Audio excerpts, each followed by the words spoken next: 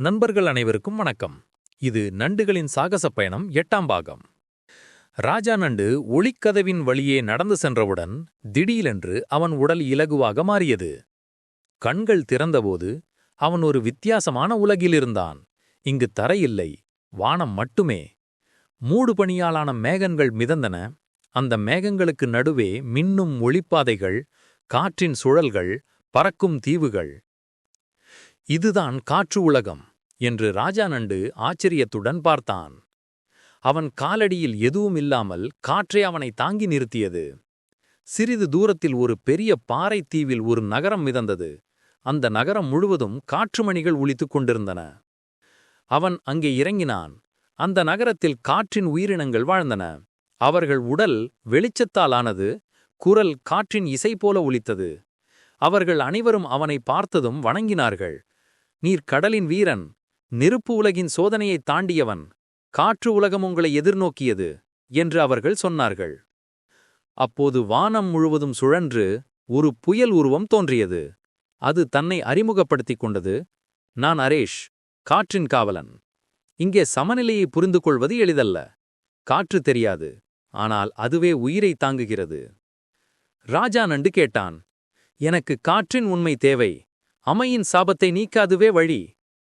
அரேஷ் சிரித்தான். அப்படியானால் உனக்கு ஒரு சோதனை. காற்றை பிடி. அவன் சொன்னதும் நகரம் முழுவதும் சுழலும் புயலாக மாறியது. காற்று நண்டினை தள்ளியது, அவனை வானில் சுழற்றி எழிந்தது. அவன் சமநிலையை இழந்து கீழே விழுந்தான். அப்போது அவன் நினைத்தான், காற்றை பிடிக்க முடியாது, ஆனால் அதில் கலந்து வாழலாம். அவன் தன்னை எதிர்க்காமல் காற்றோடு இணைந்தான். அவன் உடல் மெதுவாக ஒளியாகி காற்றோடு ஒரே ஓட்டத்தில் பயணித்தது. அந்த நேரத்தில் புயல் நின்றது. அரேஷ் அவன் முன் தோன்றினான். அதுதான் உண்மை. காற்றை ஆள முடியாது, அதை உணர மட்டுமே முடியும். நீ உண்மையை அறிந்தாய்.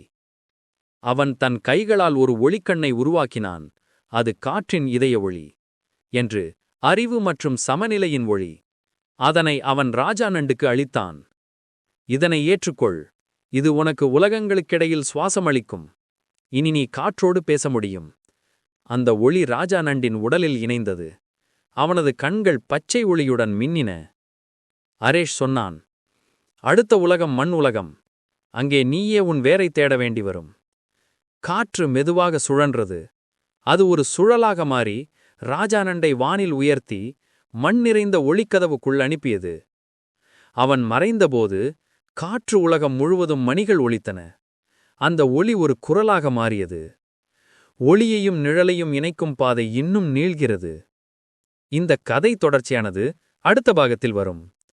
இந்த கதையின் முன்பு போட்ட பாகங்கள் பார்க்க நமது யூடியூப் சேனல் ஒரு கதை சொல்லட்டுமா சேனலுக்கு சென்று நண்டுகளின் சாகசம் என்ற பிளேலிஸ்டை கிளிக் செய்து பார்க்கவும். இது போன்ற கதைகளை கேட்க நமது சேனலை சப்ஸ்கிரைப் பண்ணி வச்சுக்கோங்க. உங்களுக்கு பிடிச்சிருந்தா ப்ளீஸ் சேனல் வீடியோ லைக் போடுங்க and share with your friends and families.